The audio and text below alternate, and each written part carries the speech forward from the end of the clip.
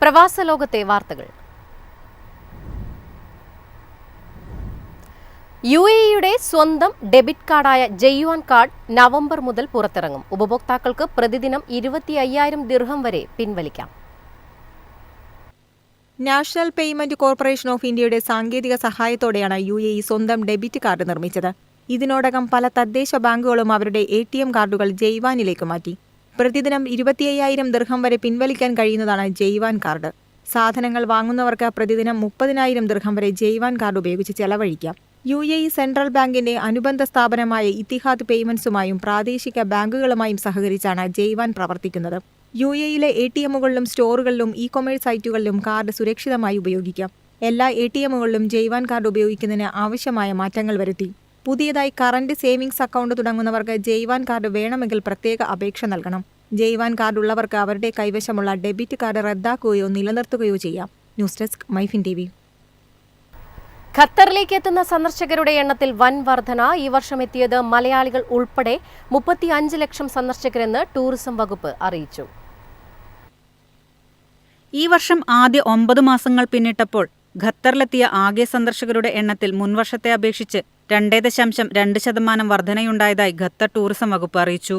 അന്താരാഷ്ട്ര തലത്തിൽ സഞ്ചാരികളുടെ ഇഷ്ടദേശമായി ഖത്തർ തുടരുന്നു എന്ന് തെളിയിക്കുന്നതായാണ് ഖത്തർ ടൂറിസം പങ്കുവച്ച കണക്കുകൾ വ്യക്തമാക്കുന്നത്. GCC രാജ്യങ്ങളിൽ നിന്നാണ് ഏറ്റവും കൂടുതൽ സഞ്ചാരികൾ എത്തിയത്. സന്ദർശകരിൽ 36% പേരും ഈ രാജ്യങ്ങളിൽ നിന്നുള്ളവരാണ്. മൂന്നാം പാദത്തിലെ ഹോട്ടൽ ഒക്യുപ്പൻസി നിരക്ക് 68% വർദ്ധിച്ചെന്നും ഖത്തർ ടൂറിസം റിപ്പോർട്ടിൽ പറയുന്നു. വർഷാവസാനം എത്തുന്ന ഫോർമുല 1, ഫിഫ ഫുട്ബോൾ ചാമ്പ്യൻഷിപ്പുകൾ, ദോഹ മ്യൂസിക് ഫെസ്റ്റിവൽ തുടങ്ങിയ അന്താരാഷ്ട്ര പരിപാടികൾ കൂടുതൽ സന്ദർശകരെ രാജ്യത്തെത്തിക്കുമെന്ന് പ്രതീക്ഷിക്കുന്നു. കഴിഞ്ഞ വർഷങ്ങളുടെ തുടർച്ചയായി വിനോദസഞ്ചാര മേഖലയിൽ ഖത്തറിന്റെ കുതിപ്പ് തുടരുകയാണ്.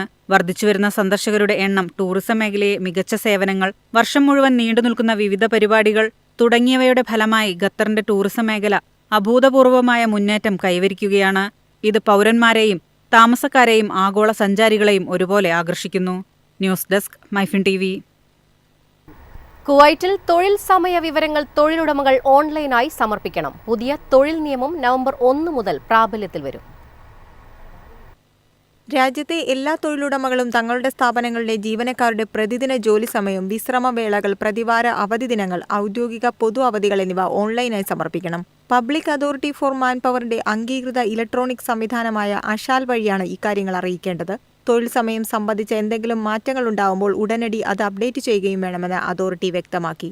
അതോറിറ്റിയുടെ അംഗീകാരം ലഭിക്കുന്നതോടെ സമർപ്പിച്ച ഈ വർക്ക് ഷെഡ്യൂൾ ഔദ്യോഗിക അംഗീകാരമായി കണക്കാക്കും. ഇത് പ്രകാരം തൊഴിലുടമകൾ അംഗീകൃത ഷെഡ്യൂൾ പ്രിന്റ് എടുത്ത് ജീവനക്കാർക്ക് കാണാവുന്ന രീതിയിൽ ജോലിസ്ഥലത്ത് പ്രമുഖ സ്ഥാനത്ത് പ്രദർശിപ്പിക്കേണ്ടത് നിർബന്ധമാണ്. പുതിയ വ്യവസ്ഥകൾ പാലിക്കാത്ത തൊഴിലുടമകൾക്കെതിരെ നിയമ നടപടികളെടുക്കും. News desk MyFin TV.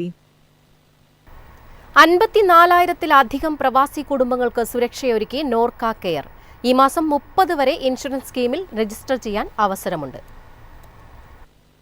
പ്രവാസി കേരളീയർക്കായി സംസ്ഥാന സർക്കാർ നോർക്ക റൂട്ട്സ് വഴി നടപ്പിലാക്കുന്ന സമഗ്ര ആരോഗ്യ അപകട ഇൻഷുറൻസ് പദ്ധതിയായ നോർക്ക കെയറിൽ ഇതുവരെ 54,640 പേർ എൻറോൾ ചെയ്തു. സാധുവായ നോർക്ക പ്രവാസി ID, student ID, NRK ID കാർഡുള്ള പ്രവാസി കേരളീയർക്ക് ഒക്ടോബർ 30 വരെ നോർക്ക കെയറിൽ എൻറോൾ ചെയ്യാവുന്നതാണ്. നോർക്ക റൂട്ട്സിന്റെ ഔദ്യോഗിക വെബ്സൈറ്റ് സന്ദർശിച്ചോ നോർക്ക കെയർ മൊബൈൽ ആപ്പുകൾ മുഖേനയോ രജിസ്റ്റർ ചെയ്യാം. സംസ്ഥാനത്തെ 3000-ഓളം അക്ഷയ കേന്ദ്രങ്ങൾ മുഖേനയും രജിസ്റ്റർ ചെയ്യാവുന്നതാണ്. ഒരു കുടുംബത്തിന് 13,411 പ്രീമിയത്തിൽ 5 ലക്ഷം രൂപയുടെ ആരോഗ്യ ഇൻഷുറൻസും 10 ലക്ഷം രൂപയുടെ ഗ്രൂപ്പ് പേഴ്സണൽ അപകട ഇൻഷുറൻസ് പരിരക്ഷയും ഉറപ്പാക്കുന്നതാണ് നോർക്ക കെയർ പദ്ധതി. അംഗങ്ങളാകുന്നവർക്ക് കേരളപ്പിറവി ദിനമായ നവംബർ 1 മുതൽ പരിരക്ഷ ലഭിക്കും.